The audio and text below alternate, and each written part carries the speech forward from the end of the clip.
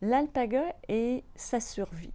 Alors, comment ça se passe chez ce bel animal? Je vous réponds tout de suite. Je m'appelle Linda Gagné et avec mon conjoint Jean, je suis copropriétaire de la ferme Alpaga Select. Notre mission, c'est de démocratiser l'alpaga au Québec, de faire connaître ses bienfaits autant de l'animal que de ses produits. Alors, si on revient à la survie chez l'alpaga, ça ressemble à quoi? Mais il faut savoir qu'il n'y a aucune malice. Alors, ça en fait un animal qui va être très peureux.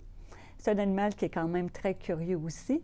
Il est peureux parce que son seul moyen de survie, c'est de courir. C'est la fuite.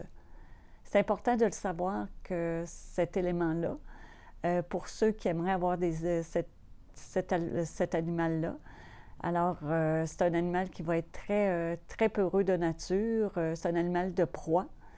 Et il n'y a pas de malice. Quand on dit qu'il n'y a pas de la malice, bien, il y a des dents juste en bas. Donc, pour mordre, c'est pas l'idéal.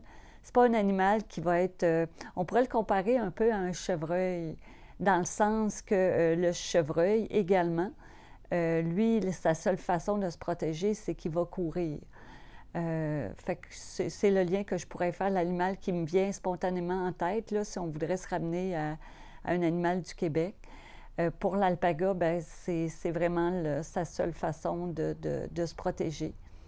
Ce qui amène que lorsqu'il a une faiblesse, il va les cacher, justement pour pas que le prédateur puisse voir qu'il est en mode faiblesse. Alors, jusqu'au dernier moment, il va faire en sorte de ne pas présenter ses faiblesses pour éviter que sa vie se termine rapidement. C'est un peu ce que je voulais vous présenter aujourd'hui. C'est rapide aujourd'hui, mais dans le fond, il n'y a pas d'autre moyen de survie que la fuite. Alors, j'ai fait le tour de la question. Merci.